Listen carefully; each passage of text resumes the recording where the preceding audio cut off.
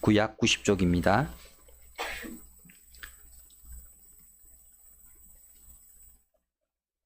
누가복음 2장 41절로 51절입니다.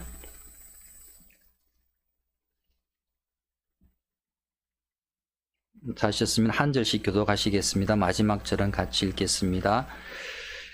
그의 부모가 해마다 6월절이 되면 예루살렘으로 가더니 예수께서 12살 되었을 때에 그들이 이 절기의 관례를 따라 올라갔다가 그 날들을 마치고 돌아갈 때에 아이 예수는 예루살렘에 머무셨더라. 그 부모는 이를 알지 못하고 동행 중에 있는 줄로 생각하고 하루 길을 간 후 친족과 아는 자 중에서 찾되 만나지 못하며 찾으면서 예루살렘으로 돌아갔더니 사흘 후에 성전에서 만난즉 그가 선생들 중에 앉으사 그들에게 듣기도 하시며 묻기도 하시니 듣는 자가 다 그 지혜와 대답을 놀랍게 여기더라. 그의 부모가 보고 놀라며 그의 아이야 어찌하여 우리에게 이렇게 하였느냐? 보라 내 아버지와 내가 근심하여 너를 찾았노라. 예수께서 이르시되 어찌하여 나를 찾으셨나이까? 내가 내 아버지 집에 있어야 될 줄을 알지 못하셨나이까? 하시니 그 부모가 그가 하신 말씀을 깨닫지 못하더라. 예수께서 함께 내려가사 나사렛에 이르러 말씀하여 이르시되 그 부모님은 이 모든 말씀에 두었니라. 아멘. 오늘 이 본문 말씀을 가지고 주님 없이 나 홀로 걷는 인생길은 아닐까라는 제목으로 재명환 목사님 말씀 전해주시겠습니다. 여러분 모두 샬롬이죠? 예, 샬롬입니다. 우리가 잘 아는 존 번전이 쓴 철로 역정, 여러분 아마 읽으신 분도 계실 끼고 또 읽지는 않았어도 들어는 보셨을 것입니다. 존 번전이 쓴 철로 역정에 보면 한 기독도가 고생 끝에 이제 천국 문 앞까지 도착을 합니다. 그런데 천국에 들어가려고 하니까 믿음표를 내놓으라는 거야. 그래서 믿음표가 없어서 천국에 들어가지 못하고 돌아 나오는 그런 장면이 거기에 나옵니다. 거기에 등장하는 이 기독도는 예수 믿지 않는 불신자가 아니고 오늘날 교회 다니는 예수 믿는다고 나름대로 교회 열심히 다니는 사람들 중에 일부를 가리킨다, 그렇게 볼 수 있습니다. 그런데 자, 고생 끝에 천국문에 도착을 했는데 믿음표가 없다, 이 말을 두고 우리가 한번 생각해 보면 고생 끝에 천국문에 도착했다, 무슨 뜻입니까? 나름대로 교회 열심히 다니고 또 신앙생활도 어쨌든 간에 나름대로 했다는 거예요. 고생 끝에 천국문에 도착했다. 그런데 믿음표가 없어서 들어가지를 못했다. 무슨 말입니까? 그분 나름대로 열심히 최선을 다해서 천국 문까지 가기는 갔는데 믿음표가 없어서 들어가지 못했다. 그래서 교회 생활 열심히 하고 신앙생활 열심히 한다고 했음에도 불구하고 믿음이 없어서, 구원에 이르는 완전한 믿음이 없어서 천국에 들어가지 못하는 사람이 오늘 이 시대에 지상에 있는 많은 교회들 가운데 상당수가 있지 않을까, 그런 뜻으로 우리가 받아야 될 것입니다. 사실 그렇습니다. 교인이 있고 신자가 있잖아요. 교인과 신자는 다를 수 있거든요. 교인이 있고 신자가 있습니다. 지금 교회 안에는 본 어게인 크리스찬, 그러니까 거듭난 신자들만 있는 것이 아니고 오늘 제가 조금 전에 소개했던 것처럼 이 한 기독도처럼 열심히 하기는 했는데 믿음이 없어서, 구원에 이르는 믿음이 없어서 천국에 들어가지 못하는 사람들, 그저 교회만 왔다 갔다 하고, 또 아니면 자기 나름대로의 어떤 신앙 지식을 가지고 자기의 경험과 이치와 상식에 의해서 열심히 신앙생활 한다고 하는 사람, 그들을 가리켜서 우리는 소위 처치 멤버라고 말할 수 있습니다. 명목상의 그리스도인인 교인들이 오늘 한국 교회 안에 상당히 아마 많을 것입니다.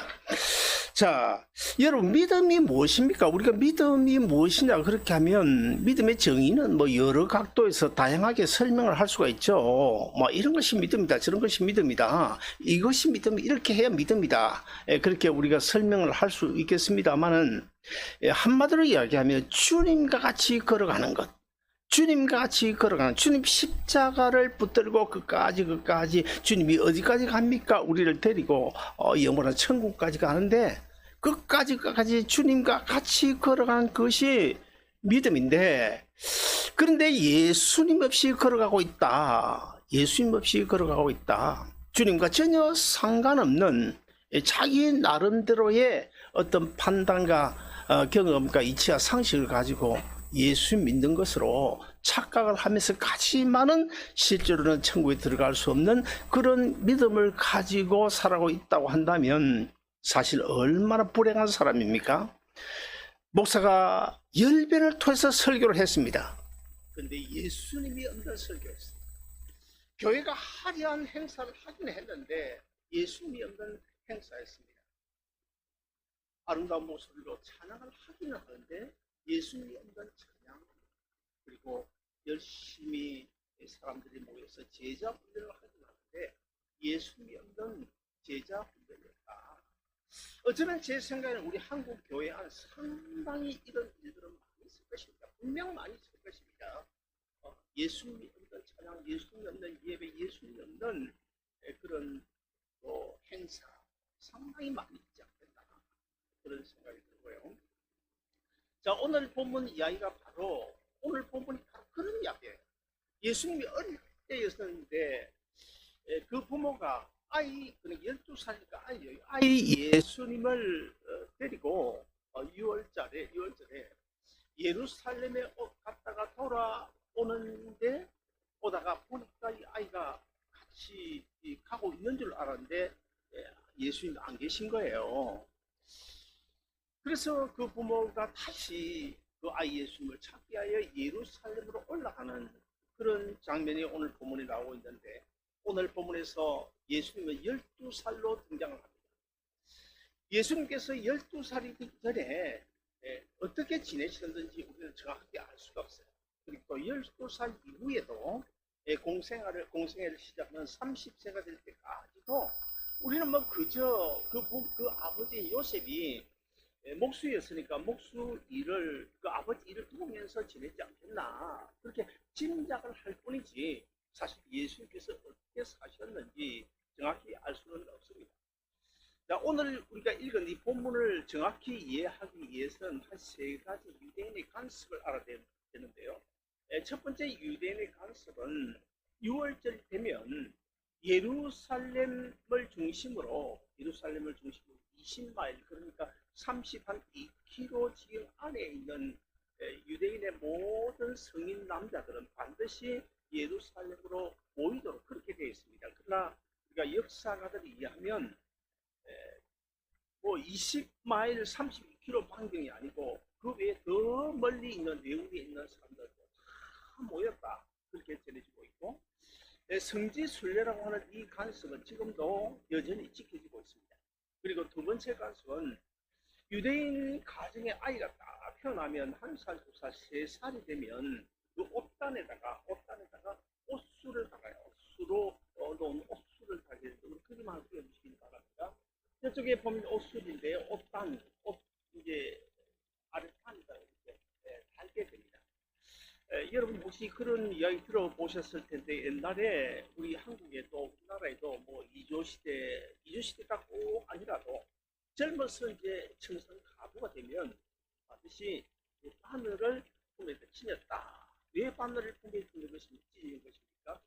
혹시라도 젊은 청산 가부가 되어 어떤 그 정욕에 불탈 때, 정욕이 불타오를 때에 그것을 억제하기 위하여 바늘로 자기의 목을 찔러서 그 정욕을 가라앉히는 그런 용도로 바늘을 준비했다고 합니다. 그와 똑같이 이 유대인이 가지고 있던 이 옷단의 옷술도 수실로 만들어졌는데, 이것이 뭐 하는 용도하면 이스라엘 그 백성들이 죄를 짓고자 하는 그런 마음이 생길 때에 옷단의 옷술을 보면서 내가 하나님의 자녀인데 하나님의 백성인데 이런 죄를 지으면 안 되지 하면서 하나님의 그 명령을 기억하고 죄에서 죄를 벗어나는 그런 용도로 이 옷단의 옷수를 반드시 3살 이상이 되면 따라갑니다. 그리고 또 3살이 되면 이 알파벳 모양으로 만든 과자에다가 꿀을 발라가지고 그 과자를 먹으면서 하나님의 말씀을 꿀같이 달다라고 하는 사실도 배우게 됩니다. 그 다음에 이제 세 번째 유대인의 관습인데, 이 세 번째 유대인의 관습은 그 유대인 남자아이들이 13살이 되게 되면 바르미츠바라고 하는 그런 예식을 거행하게 되는데, 이 바르미츠바가 뭘까요? 이 바르미츠바, 바르는 아들이라는 뜻이고 미츠바는 율법이라는 뜻입니다. 그러므로 바르미츠바라고 하는 예식은 이제 나는 율법의 아들이 되었다, 그런 이야기입니다. 그래서 유대인들은 13살, 유대인 남자들 13살이 되면 그 바르미츠라고 하는 소위 말해서 성인, 유대인 남자 성인식을 거행하는 예식을 거행하게 돼요. 자, 그래서 그리고 또 그 13살의 바르미츠바 성인식을 거행하게 되는데, 그로부터 그 이전 1년 전, 그 12살 때에는 바르미츠바 연습을 하게 됩니다. 그래서 아마 예수님이 12살에 예루살렘에 올라가신 이유도 바로 거기에 바르미츠바, 내년에 성인식을 해야 되는데 그것 때문에 올라가신 것이 아닐까, 그렇게 짐작이 되어집니다.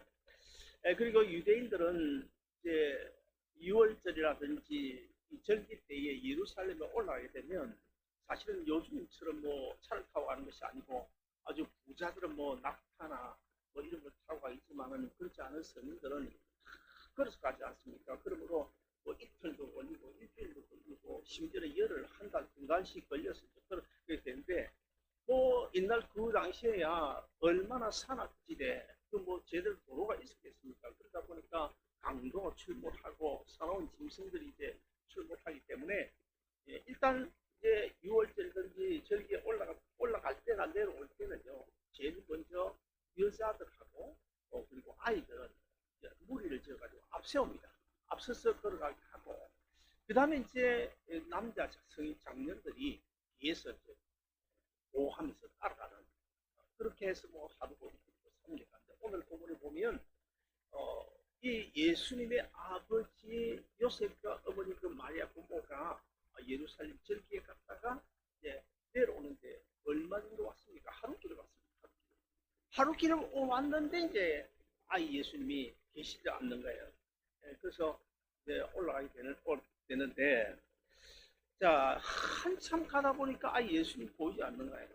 그게 아마 하루길이었다, 그렇게 볼 수 있고, 그래서 이 부모가 예루살렘으로 아이를 찾기 위하여 도로 지금 올라가고 있는 그런 장면이 나오고, 예루살렘에 올라가서 여기저기 찾는데, 그러니까 내려오는데 하루 걸리고 올라가는데 하루 걸리고, 그리고 사흘 만에 만났으니까 거의 뭐 하루 종일 또 찾았다, 어디 계신지 모르죠. 그런 이제 결론이 나오는데, 여기 찾다 보니까 이제 어느 성전에서 이 아이 예수님이 그 랍비를 가져서 성경을 토론하고 있었어요. 그것을 보면서 어머니 마리아가 그 아이 예수님에게 뭐라고 말합니까? 아이야, 어찌하여 우리를 이렇게 하였느냐? 내 아버지와 내가 근심하여 너를 찾아오라. 이렇게 참 반갑기도 하고 또 놀랍기도 해서 그런 질문을 하지 않습니까? 그때 예수님께서 뭐라고 대답하십니까? 어찌하여 나를 찾으셨나이까? 내가 내 아버지 집에 있어야 될 줄 알지 못하셨나이까? 이런 대답을 주고받는 장면이 오늘 본문에 나오고요. 자, 오늘 본문에서 이제 예수님 없이 걷는 사람이 누굽니까? 예수 안 믿는 불신자가 아닙니다. 바로 예수님의 어머니, 아버지, 부모 되는 요셉과 마리아 아닙니까? 그렇다고 볼 때 이 오늘 본문이 예수 믿지 않는 사람에게 주시는 교훈이 아니고 바로 예수 믿는 교회 변화되는 오늘 우리에게 주시는 교훈이다, 그렇게 봐야 되겠는데요. 첫째는 예수님 없이 걸어가는 인생은 근심 걱정이 생길 수밖에 없다는 사실을 우리에게 보여주고 있습니다. 너희는 근심하지 말라, 하나님을 믿으니 또 나를 믿으라, 그런 말씀인데, 근심하지 말라. 근심하지 말라는 말은 역으로 하면 무슨 말입니까? 범죄한 인간이 이 땅에 살아가는 동안에는 반드시 근심하게 돼 있다는 것 아닙니까? 그래서 근심하지 말라는 말은 근심하게 돼 있다는 것을 반증하는 것이죠. 사실 뭐 우리가 자고 일어나면 근심 걱정거리가 큰 생기지 않습니다. 뭐 색깔이 다르고 크기가 다르고 내용이 다를 뿐이지 근심 걱정 없이 사는 사람이 어디 있습니까? 부자는 부자대로, 가난한 사람은 가난한 사람대로, 건강한 사람도 건강한 대로, 또 몸이 약한 사람은 몸이 약한 대로, 뭐 누구나 다 근심 걱정 가지고 살아가고 있지 않습니까? 그러나 사실 오늘 우리에게만 근심 걱정거리가 있는 것이 아니고 그 위대한 신앙의 사람 다윗에게도 그런 근심 걱정거리가 얼마나 많았겠어요. 근데 이 다윗이 안고 있는 근심 걱정거리는 사실 우리의 근심 걱정거리와 비교가 되지 않는 소위 말해서 사망의 골짜기를 다닐 정도까지의 그런 근심 걱정거리였다. 그럼에도 불구하고 성경 어디에 봐도 다윗이 그 근심 걱정에 막 절망하거나 낙심하거나 그런 모습을 우리가 찾아보기 어렵습니다. 왜 그렇습니까? 다윗은 언제나 하나님과 동행했기 때문에, 언제나 예수님 모시고 사는 인생이기 때문에 근심 걱정에서 벗어날 수 있었다는 것입니다. 우리가 잘 아는 시편 23편 1절부터 3절을 우리 같이 한번 읽어보실까요? 같이 읽습니다. 시작. 여호와는 나의 목자시니 내게 부족함이 없으리로다. 그가 나를 푸른 풀밭에 누이시며 실만한 물가로 인도하시는도다. 내 영혼을 소생시키시고 자기 이름을 위하여 의의 길로 인도하시는도다. 내가 사망의 음침한 골짜기로 다닐지라도 해를 두려워하지 않을 것은 주께서 나와 함께 하십니다. 주의 지팡이와 막대기가 나를 안위하시나이다.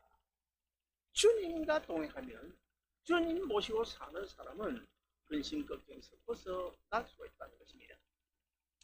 제가 그러니까 30대에 최연소로 고시에서 장로가 되고 젊은 장로를 보니까 옛날 제 모습이 생각나가지고 얼마나 보기 좋은지 몰라요. 얼마나 또 열심인지. 30살에 장로가 되고 나던데 교인이 그 당시에 한 270명, 300명 정도 됐는데 그때 우리 담임 목사님이 이북에서 일사후퇴 때 혈혈단신으로 혼자 내려오신 분이신데 나는 평생에 그렇게 신실한 분, 저는 아직 참 정말 행운하였다 그렇게 생각합니다. 이 목사님은 이제 교인이 한 300명 가까이 되니까 간혹 이제 어른들이 돌아가시잖아요. 교인들 중에 누가 죽으면 그때만 해도 장의사가 있었습니다. 1980년대 초만 해도 장의사가 있어서 동주 장의사를 해줬어요. 그럼에도 불구하고 우리 목사님은 내 교인은 내가 해야 된다. 그래서 교인들 누가 죽으면 즉시 달려가는데 그때 장로님이 시무장로 3분 있었습니다. 2분은 60대 중반이고 나만 30대 중반인데 근데 제가 또 일찍이 비즈니스 시작하면서 그 당시에 주가페 자영을 타고 다녔습니다. 그 당시에 자영이 별로 없었거든요. 그러다 보니까 이 목사님이 어떤 이제 그런 어려운 그런 일만 당하면 저한테 전화해가지고 가자. 제가 일이 바쁜 사람인데 그런데 어떻게 합니까? 만설지도 없고 차를 타고 이제 목사님 모시고 이렇게 가는데 그러다 보니까 나이 드신 장은 몸이 썩게 빠지고 나는 뭐 30대 초반에 뭐 몸이 아프다는 소리도 못하고 꼼짝없이 제가 30명 정도의 염을 했습니다. 우리 목사님은요 교인이 돌아가면 집에 가가지고 옷 다 소독, 알코올 소독하고 다 솜으로 막고 이렇게 해서 옷 갈아입히고 그 다음에 또 염하고 옛날 그때만 해도 전부 나무 칸을 그냥 팔았거든요. 그 칸 적당한 거 사와가지고 요즘이야 뭐 종류별로 아주 다양하게 있지만 옛날에는 어떤 경우는요 몸이 뚱뚱한 분이 돌아가시는데 이 간이 없어요. 급하게 구하다가 간이 없어가지고 또 어떻게 합니까? 그래서 이제 가족들 나가라 그러고 밖으로 방 안에서 우리 목사님 그냥 막 숱이 있는 거에 밟아가지고 그리고 또 어떤 경우는요 나이 89세인가 돌아가는 근사님 한 분 계신데 이 늦게 연락이 된 거예요. 자녀들이 없어요. 늦게 연락이 돼가지고 그 다음날 연락이 됐는데 이 뼈가 그냥 굳어버렸어요. 그래 가니까 옷을 못 갈아입히는 거예요. 그래가 막 뼈가 두두두 손 날 정도로 옷을 갈아입히고 이렇게 해서 한 정도 전 참 그 목사님 만나가지고 얼마나 귀한 훈련을 많이 받는 거예요. 많은 사람들이 임종을 지켜봤습니다. 미국에 가서도 목회하면서 제가 열 몇 명의 임종을 지켜봤는데 그 임종을 지켜보면서 제가 느낀 것이 있습니다. 느낀 것이 있는데 죽은 사람의 모습을 가서 보면 평소에는 인물이 별로 없었어요. 인물이 별로 없었는데 죽은 모습을 그냥 방 가운데 누워있는 그런 모습을 보면서 내 마음속에 이 집사님 역시 하늘나라 천국에 들어갔을 야 이름을 느끼는가 하면 반면에 어떤 분은 평소 생전에 인물이 참 아주 출중한 분인데 그럼에도 불구하고 죽은 모습을 보면 얼마나 금상첨화가 요즘에 한국은 제가 모르겠습니다만은 제가 37년 전에 미국 가서 보니까 그때만 해도 미국은 전부 얼굴에 화장을 하잖아요. 화장을 해가지고 마지막에 이제 장례 예배를 입관 예배를 드린 다음에 드리고 나서 예배 끝나게 되면 이제 뷰잉이라는 그 순서가 있거든요. 그래서 줄을 100명, 200명 써가지고 안에 가는 상체 간을 열어놓고 얼굴 그대로 놓고 이제 바라보고 지나가는 이제 그런 순서가 있습니다. 그러면 뭐 10명, 10명 다 그냥 인물이 좋아요. 화장을 해놨기 때문에. 근데 옛날에 한국에서는 그리 안 하거든요. 화장을 안 해서 요즘 아마 한국 갈 거예요. 그런데 보면은 평소에 인물이 아주 좋았던 분인데 죽고 나면 인물이 그냥 참 보기가 민망할 정도로. 그래서 내 마음속에 혹시 이분 천국 못 들어갔으면 어쩌지 하는 그 퀘션 마크를 붙여야 되는 그런 경우가 들어 있었습니다. 그래서 또 어떤 경우는요, 무슨 원한이 그렇게 많은지 그냥 그 숨 거두기 전에 막 욕을 뭐 듣지 뭐 욕을 하면서 악을 짓다가 이 숨을 거두는 그런 사람도 제가 봤습니다. 제 아버님이 이제 오래됐습니다. 제 아버님 급성 간암에 걸려가지고 돌아가실 때도 보니까 고신대학교 보건병원에 입원을 해가지고 산소호흡기를 보관하는데 그 마지막에 영안이 열린 거예요. 영의 눈이 열린 거예요. 연기가 열려가지고 천국을 본 거예요. 그래가지고 하는 이야기가 내가 지금 스스로기 천국에 저 좋은 천국에 들어가야 되겠는데 이 산소호흡기 이 방해를 하고 이거 좀 삐달라고 그리고 너희들 그때 이제 뭐 제가 그때 사실 없어서 민족을 못했습니다. 저는 홍콩 대만 출장을 가고 제 아내하고 이제 우리 동생들 그다음에 우리 담임 목사님하고 그렇게 한 10명 가까이 지켜 임종을 했는데 이야기를 들었더라고요. 그렇게 제발 산소호흡기 좀 삐달라. 그리고 너희들 찬송을 불렀더라. 그리고는 이제 하셨는데 이렇게 사람이 죽을 때도 예수님 오신 사람은 아주 평온하게 하는 거의 대부분이에요. 자, 우리가 요한복음 14장 1절부터 3절도 같이 한번 읽어보실까요? 같이 읽습니다. 시작. 너희는 마음에 근심하지 말라. 하나님을 믿으니 또 나를 믿으라. 내 아버지 집에 거할 곳이 많도다. 그렇지 않으면 너희에게 일렀으리라. 내가 너희를 위하여 거처를 예비하러 가노니 가서 너희를 위하여 거처를 예비하면 내가 다시 와서 너희를 내게로 영접하여 나 있는 곳에 너희도 있게 하리라. 주님 모시고 사는 사람은 주님과 같이 동행하는 사람은 어떤 근심 걱정도 넉넉히 이길 수 있는 줄로 믿으시기를 바랍니다. 둘째로 예수님 없이 걷는 인생길은 헛수고일 수밖에 없다는 사실도 꼭 기억해야 될 것입니다. 예수님의 부모는 예수님 지금 함께 가고 있는 줄로 그렇게 생각했죠. 그런데 한참 가다 보니까 하룻길을 가다 보니까 아들 예수님이 보이지 않는 거예요. 자, 여러분 하룻길을 가서 다행이지 만약에 하룻길이 아니고 한 3일 길 좀 가다가 발견했다면 어쩔 뻔했습니까? 그래서 이제 예루살렘을 다시 찾으러 올라가고 있는데 저는 예수님 없이 인생길 홀로 인생길을 걷다가 너무 멀리 나가 하는 사람들을 많이 봤거든요. 정말 여러 사람 봤습니다. 우리가 예수님 곁을 떠나 억지로 나가서는 안 되겠지만은 혹시 나가더라도 너무 멀리 나가면 너무 멀리 나가면 너무 멀리 나가면 결국에는 매 맞고 돌아옵니다. 왜냐하면 하나님께서 선택하시고 하나님께서 부르시고 하나님께서 우리에게 예수님 십자가 죽으시고 부활하시고 예수님의 생명을로 우리가 거듭난 이상 하나님의 자녀된 이상 우리가 좀 실패를 전부로 제가 말씀드렸지만은 조금 실수를 한다고 해서 실패를 한다고 해서 내 안에 예수님이 다시 거두고 가겠습니까? 거두고 갔다가 또 예수님 믿다 하면 또 갖다 이어주고 그런 하나님 저는 안 믿겠다 제가 이야기를 했죠. 실제 저는 그래요. 우리가 한번 예수 생명 내 안에 심어지면 우리가 다소 좀 실수하고 실패하더라도 하다못해 하나님께서 엉덩이 한 번 때려가지고 더욱더 오게 하시더라도 아주 우리를 데리고 가시는데 자 우리가 예수님 없이 사는 인생길로 어떻게 어떨까요? 예수님 없이 걸어가는 인생 걸어갈 만큼 할 수가 없습니다.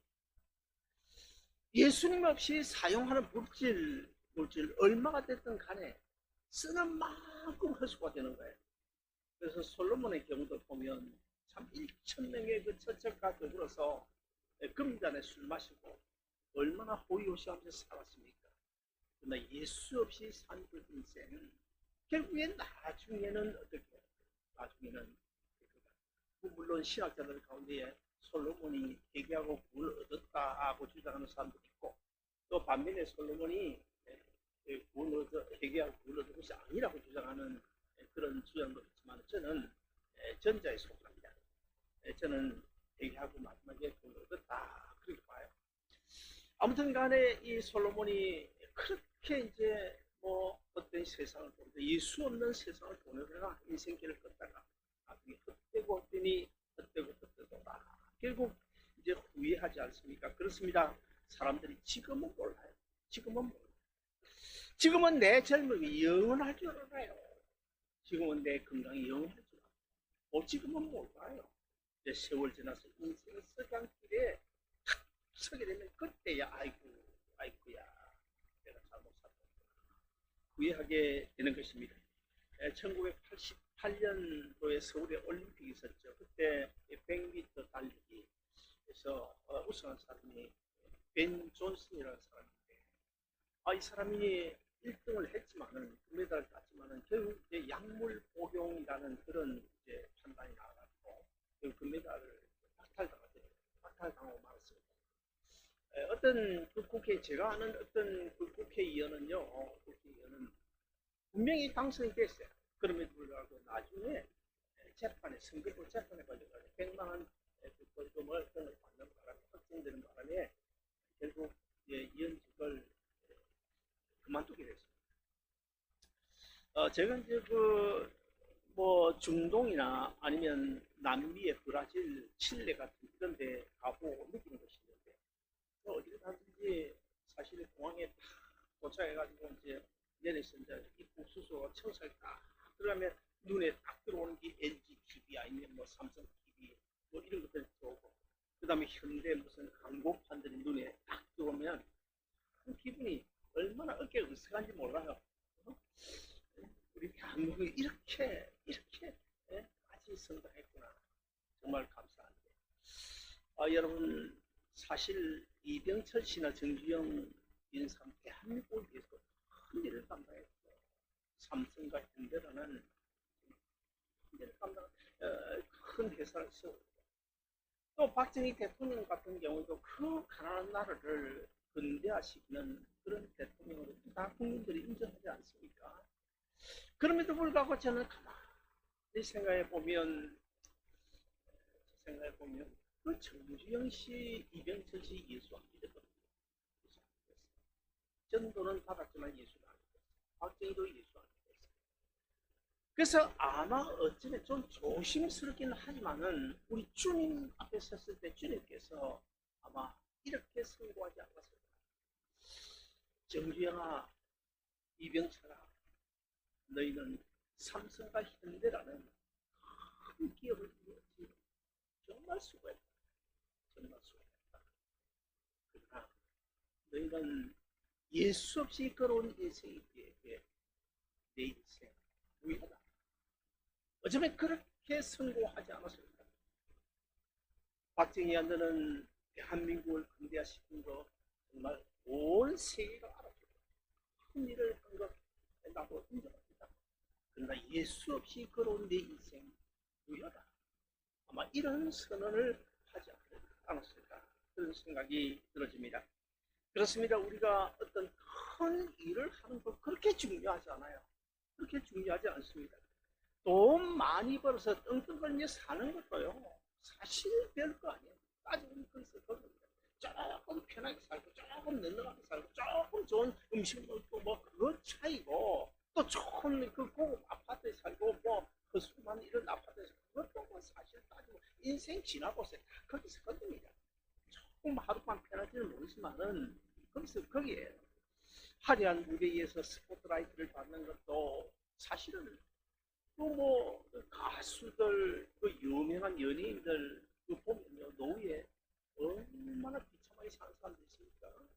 뭐 한때는 뭐 무대 위에서 그 관중들의 그 보호하는 그 스포트라이트를 보면서 얼마나 화려했습니까? 무슨 소리냐? 자, 그 아무리 그렇게 산다 한들 예수 없이 걸어간 인생이라고 한다면 무슨 소용이 있겠습니까? 제가 오늘날까지 살아온 그 지난 날들을 가끔 되돌아보는데요, 주님과 상관없이 살아온 내 인생 정말 헛수고했다는 사실을 느끼면서, 주님과 상관없이 살아온 내 인생 남은 건 아무것도 없어요. 한때는 뭐 큰 비즈니스는 아니지만 비즈니스 경영도 해봤고, 신문지상에 이름도 오르내려봤고, 종업원도 많게는 한 400명까지 들어봤고, 뭐 자동차도 뭐 한꺼번에 딱 3개 뭐 공장을 하다 보니까 있어봤고, 집도 2채나 있어봤고, 뭐 그렇게 그게 뭐 지금 남은 게 뭐가 있나요? 남은 게 뭐가 있나요? 아무것도 없어요. 남은 게 있다면 중학교 1학년 때부터 여기서 보조석이, 그때부터 시작해가지고 보조석이, 그 다음에 중학교 뭐 교사, 찬양대 지휘자, 뭐 청년회장, 뭐 제가 이래봐도요, 여전도 회장까지 했어요. 이해가 안 되시죠? 저 안 해본 게 없습니다. 미국 이민을 갔는데 한국에서는 전부 남전도 여전도 했는데, 미국에서는 남전도 여전도 있고, 연령을 잘라가지고 40대, 30대, 50대 이래가지고 선교회가 있어요. 선교회. 근데 그 회장을 했으니까 여전도 회장한 거죠. 뭐. 네. 사실 선교하고 구제하고 뭐 그것밖에 남은 것이 없습니다. 사랑하는 여러분, 우리는 내가 걷는 이 길, 내가 하고 있는 이 모든 일들이 과연 주님과 같이 걸어가고 있는 인생길입니다. 그걸 점검해봐요. 그걸 점검해봐요. 세상에 어떤 것보다 가장 중요한 것은요, 순간순간 나는 지금도 주님 십자가, 주님 옷자락, 지금 주님 어떻게 걸어가고 있는가 없는, 이걸 날마다 살펴봐요. 그렇지 않으면요, 정말 아무 소용없어요. 세월 지나보면 다 압니다. 저는 뭐 나이 들었으니까 깨닫고, 이해도 나고 다 깨닫게 돼요. 사랑하는 여러분, 우리는 과연 내가 걸어가는 인생길이 주님과 같이 걸어가는 길인지 아닌지, 그걸 우리가 점검해서, 그래서 우리의 인생 끝난 날 주님께서 인정해 주실 믿음 손에 꼭 잡고 사뿐히 애청하는 여러분 되시기를 주의를 축원드립니다. 기도하겠습니다. 자비로우신 하나님 아버지, 은혜를 감사합니다. 오늘도 저희들에게 너무나 귀한 말씀 주시는데, 세상의 그 어떤 것보다 귀한 것은 주님 십자가들도 주님과 함께 동행하는 것인데, 그걸 모르고 살아가는 우리 주위에 많은 사람들이 있습니다. 하나님이여, 이 자리에 계신 우리 모두 우리 해성교회 소속한 모든 성도 한 사람도 믿음의 길, 구원의 길, 진리의 길에서 천국 가는 길에서 나고자 없이 주님 십자가 들고 끝까지 믿음으로 손에 들고 주님과 동행하는 우리 모두가 되게 해 주옵소서. 아버지 하나님, 이 시간에도 간절히 기도합니다. 우리 온 교회 성도들이 한 마음으로 기도하고 있는데 우리 사랑하는 목사님 하나님이여 급속히 이렇게 세워 주시기를 원합니다. 지금도 저 아프리카 오지는 기도하면 벌떡벌떡 일어나는 그런 기적이 많이 일어나고 있다고 하는데 하나님이여 기적을 통해서 약을 통해서인지 급속히 이렇게 세워 이 강판에 돌아오게 해 주옵소서. 또 교회를 위하여 헌신하고 수고하는 우리 사랑하는 온 성도들 사랑하는 사람 주님께서 꼭 함께 하셔서 주님과 동행하는 성공적인 인생길을 다 되게 하시고 교회를 위하여 충성한 이 모든 것들이 주님과 같이 걸어가는 인생길임을 꼭 기억하고 그 어떤 경우도 주님 없이 나 홀로 걷는 인생길이 되지 않도록 주여 은혜 가운데 붙잡아 주시옵소서. 예수님 이름으로 간절히 기도하옵나이다.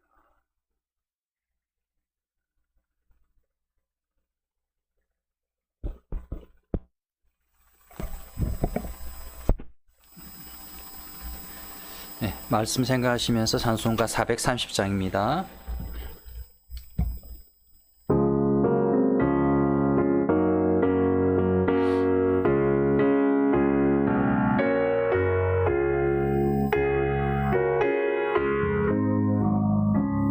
주와